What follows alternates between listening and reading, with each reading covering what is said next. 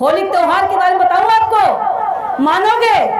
अगर बता देंगे तो नहीं मानोगे ना, ये सही है। मैं आपको बताना चाहती हूँ, आपके बगल में हरदोई जिला जानते हो? हरदोई जिला के राजा थे हिरण्यकश्यप। हरदोई जिला के राजा थे हिरण्यकश्यप। वो कौन बिरादरी के थे? वो अनुसूचित जाति के थे, हमारे आपकी बिरादरी के थे, अनुसूचित जाति के थे हिरण्यकश्यप। और वो राजा हुआ करते थे। उनके राज्य में गरीब कमजोर गरीब था ही नहीं, सभी लोग बराबरी में रहा करते थे। और कुछ शरारती यही ब्राह्मण समाज के लोग उनके राज्य में पनपने नहीं पाते थे, वो हिलने नहीं पाते थे। इनको लगा कि साजिश के तहत हिरण्यकश्यप को कैसे परास्त किया जाए। लेकिन वो राजा था, हिरण्यकश्यप राजा थे, हमारे आपकी बिरादरी के थे। उनको परास्त करने के लिए ब्राह्मणों ने बहुत बड़ी छल करी। और छल के साथ क्या किया कि हिरण्यकश्यप का एक ही लड़का था प्रहलाद। हिरण्यकश्यप का एक ही लड़का था प्रहलाद। और प्रहलाद को उन्होंने फोड़ लिया, ब्राह्मणों ने फोड़ लिया। अपने छोटे बच्चों के साथ बच्चों को सिखला दिया कि जाओ और इसको अपने साथ में घुमाते रहो, टहलाते रहो, स्कूल में इसको पढ़ने न देना। और इसके बाद उसको पुड़िया पुकार खिलाना शुरू कर दिया, फिर उसको शराब पिलाना शुरू कर दिया। वो लोग पंडित लोग अपने लड़कों के साथ में उसको शराब पिलाना सिखला दिया। और जब वो शराब पीने लगा तो इतना शराब पीने लगा, इतना शराब पीने लगा कि उनके माँ बाप परेशान हो गए, तंग हो गए। हिरण्यकश्यप एक ही लड़का था प्रहलाद, वो इतना दरुहा हो गया कि हिरण्यकश्यप उनके माँ बाप दोनों परेशान हो गए। और परेशान होकर के कहे कि क्या किया जाए। तब उन्होंने एक सोचा, और ये पंडित लोग लड़के चढ़ाते थे, जाओ उनकी बिटिया को छोड़ दो, उनकी बिटिया को छेड़ दो, उनकी इज्जत लूट लो, उनके ऊपर हमला करो। ये चढ़ाते थे, वो दारू के नशे में किसी के ऊपर हमला कर देता था। तो जब हमला करता था तो उनके परिवार के लोग माँ बाप जाते थे हिरण्यकश्यप से शिकायत करने के लिए कि आपका बेटा राजा साहब हमारे परिवार के ऊपर हमला कर रहा है, लगातार दारू पी करके गाली गलौज देता है, झगड़ा करता है, लड़ाई करता है, हम बहुत परेशान हो गए, किसी तरीके से अपने लड़के को कंट्रोल करो। तब राजा साहब ने, तब हिरण्यकश्यप ने तय किया, बहुत समझाने की कोशिश की। और जब उनकी बात को नहीं माना, हिरण्यकश्यप की बात को जब नहीं माना उनका बेटा, तो हिरण्यकश्यप गुस्सा होकर के कहा कि मैं राजा हूं और मेरी बात को अगर ये बेटा नहीं मान रहा है, तो उन्होंने अपने राज्य से उसको बाहर कर दिया और अनाउंस करा दिया कि अब इस लड़के से हमारा कोई लेना देना नहीं है। अब इस बात को लड़का बाहर रहने लगा। जब छोड़ दिए तो ये ब्राह्मण लोग फिर उसको और पिलाना खिलाना शुरू कर दिया। अब तो फ्री हो गया और खूब पिलाना खिलाना शुरू कर दिया। और जब खूब पिला खिला करके उसको और ज़्यादा पागल कर दिए तो वो बाहर ही रहता था। और उसी समय हिरण्यकश्यप की बहन होलिका नाम था, होलिका। हिरण्यकश्यप की बहन का नाम था होलिका। होलिका की शादी होने वाली, शादी तय हो गई। होलिका की शादी, हिरण्यकश्यप ने अपनी बहन की शादी तय कर दिया। शादी का दिन रखा गया। ये हुआ कि कल बारात आएगी। तो बारात आने के पहले होलिका ने अपने भाभी से कहा, हिरण्यकश्यप की पत्नी को, कि भाभी हमारे एक भतीजा है और छोटे से हम उसको बहुत प्यार करते थे और कल हमारी शादी होगी भाभी, हम चले जाएंगे और दुनिया के लोग हमारी शादी में खाएंगे, दुनिया का पकवान बन रहा है, लोग खाएंगे, हमारा भतीजा बिना खाए रहेगा। तो भाभी ऐसा करो कि खाना बना करके और बांध दो भैया के चुप्पे, हम जाइब अपने भतीजे प्रहलाद को खाना जहाँ होगा वहाँ पूछ करके दे आएंगे। तो माँ का भी ममता, और बुआ वास्तव में प्यार करती है भतीजे को, प्यार होता ही है। तो माँ की ममता, माँ ने कहा सही है, ले जाओ। माँ ने खाना बनाया और हिरण्यकश्यप की पत्नी ने खाना बना करके और होलिका को दिया। और होलिका बड़ी प्यार से गई भैया के, हिरण्यकश्यप की चोरी से गई और खाना देने के लिए। जब खाना देने के लिए गई तो वहाँ पूछने लगी, क्या कोई मिलता था, पूछती थी कि क्या प्रहलाद को कहीं देखा है, कहीं प्रहलाद को देखा है। तो वही ब्राह्मण फिर आगे मिल गए।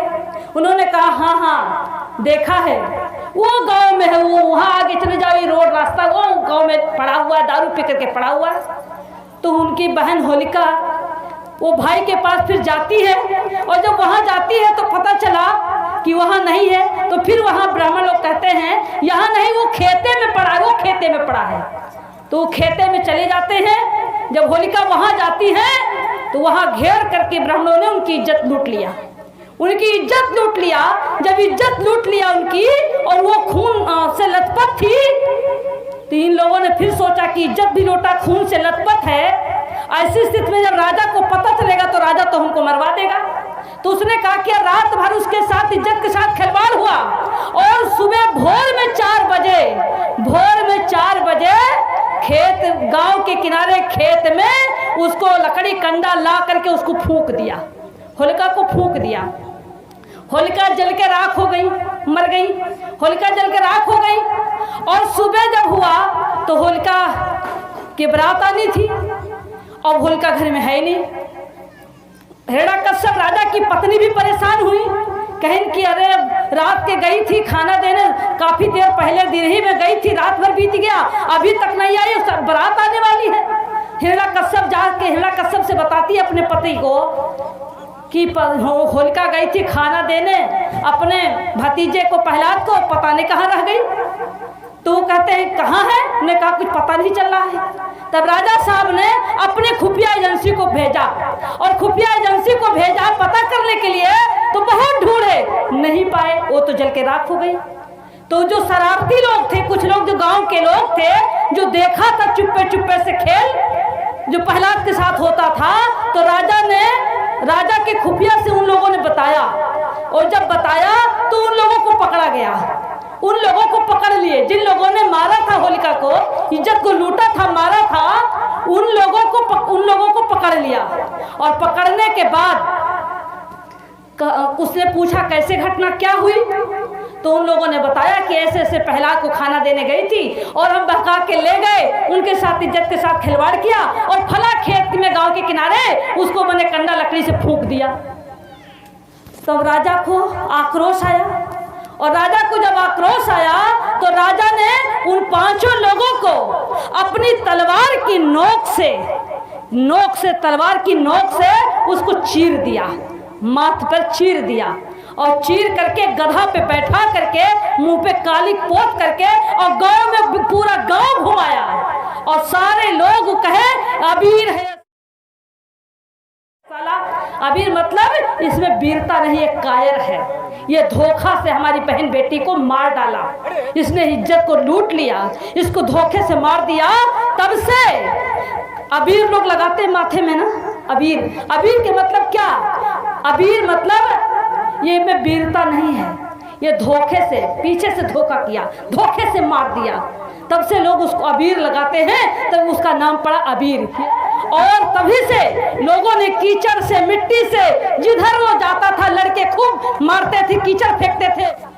इसके बाद इधर हिरण्यकश्यप की पत्नी और उनकी माँ, उनकी बहन, गांव के पड़ोसी, सुबह भोर जब पता चलता है तो महिलाएं सब जाती हैं धूर का बुतावे खत्ती, होलिका माता बहनी हमार होली खेलन आई हो। महिलाएं गाती है ना, बुझाती है पानी लेकर के, और गाती है कि होली माता बहनी हमार, हम होली खेलन आए हो। नहीं, वो गाती नहीं, वो रोती हैं, वो राखी को टोती हैं, ढूंढती हैं कि कहाँ इसमें हड्डी बची है कि नहीं, और कह कर करके रोती, होली बहनी तू कहाँ चली आई, कहाँ आएगी, धोखे से तुमको मार दिए। और मरने के बाद समाज के लोग भी इकट्ठा होते हैं, और इकट्ठा होकर के कहते हैं कि हमारे समाज के साथ इतना अत्याचार। तुम समाज को इकट्ठा करके और समाज को सही रास्ते पर, वो कहते हैं यह अत्याचार करने वाले हैं, इसका हमें विरोध करना है। और उन्होंने विरोध करने के लिए समाज के लोग इकट्ठा, हर मोहल्ले में, हर गांव में इकट्ठा होकर के उसका विरोध करते हैं। और विरोध करने के बाद इन ब्राह्मणवादी व्यवस्था के लोगों ने होलिका त्योहार बना दिया, और त्योहार बना करके हमारे लोग बड़े शौक से होली खेलते हैं। हमारे लोग गुजिया खाते, हमारी माँ बहन की हत्या हो, हमारी माँ बहन की इज्जत लूटी गई हो, हमारे बहन के साथ शोषण हुआ हो, और इधर लोग खुशी में गुजिया रंग खेलते, त्योहार मनाते हैं। तुम्हारी हार, त्योहार के मतलब तुम्हारी हार, ये त्योहार हमारे लिए नहीं है। इसलिए भाइयों बहनों, हमको ये होली का त्योहार नहीं मनाना चाहिए, लेकिन हमारे लोग मानेंगे नहीं। हम कितना भी प्रयास करेंगे हमारी बात को मानेंगे नहीं।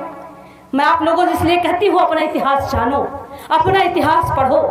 इतिहास तो बहुत है, जितने त्योहार बनाए गए हैं, ये त्योहार हमारे महापुरुषों की हत्या हुई है। हमारे जिन लोगों ने संघर्ष किया, संत गुरु रविदास की हत्या हुई है कि नहीं हत्या हुई है? संत गुरु रविदास की हत्या हुई है ना, लोगों को पता ही नहीं है। आप उनके खानदान के हो, उनके परिवार के हो, बिरादरी के हो, नाज है, नहीं जानते हो। संत गुरु रविदास की करते हो। संत गुरु रविदास अपने समाज को जगाने का काम कर रहे थे और उस समय धोखे से सत्संग हुआ। उस सत्संग में संत गुरु रविदास जीत गए। जीत करके वापस लौट के आ रहे थे, रास्ते में भोर में इन्हीं व्यवस्था, ब्राह्मणवादी व्यवस्था के लोगों ने संत गुरु रविदास की हत्या कर दिया और हत्या करके गांव के किनारे फेंक दिया। और फेंकने के बाद जब पता चला, गांव की सुबह हुआ, पता चला कि रविदास गुरु की हत्या हो गई। किसने किया? तो फला लोगों ने किया। उनका भी अपमानित हुआ और इसके बाद वही लोगों ने त्योहार बना दिया। कौन त्योहार? ढिठवन के त्योहार। इस्सर आवे दलिदर जाए, इस्सर आवे दलिदर जाए। जो भोर में हमारी माँ बहनें गन्ना से और लहड़ा के डंडा से जो रोज सवेरे सूप बजाती है ना भोर में, वो उसी समय हुआ था। लोग दशहरा मनाते हैं। दशहरा 10 को हराया और 10 राजाओं को हराया, 10 लोगों को मार डाले थे और 10 को मार करके राजा बन गया। उसको लोग दशहरा मनाते हैं। क्या पिता बुजुर्गों, भाइयों, आपने इतिहास को जानो, अपने अधिकार की लड़ाई लड़ो। हमारे महापुरुष बाबा साहब हैं। बाबा साहब डॉक्टर भीमराव अंबेडकर जी न होते तो कोरी चमार पासी सांसद विधायक होते? कहीं मिलते? नहीं मिलते। ये कोरी चमार पासी खटीक धोबी अहिर सोनार लोहार कहार निषाद कांदू कलवार जो नौकरी कर रहे हैं, जो मुसलमान जो नौकरी कर रहे हैं, किसके बदौलत कर रहे हैं? ये किसके बदौलत कर रहे हैं? ये हमारे आपके बदौलत नहीं है, बाबा साहब डॉक्टर भीमराव अंबेडकर जी के बदौलत कर रहे हैं। आज कोरी चमार पासी खट्टी को मुसलमान से लड़ाया।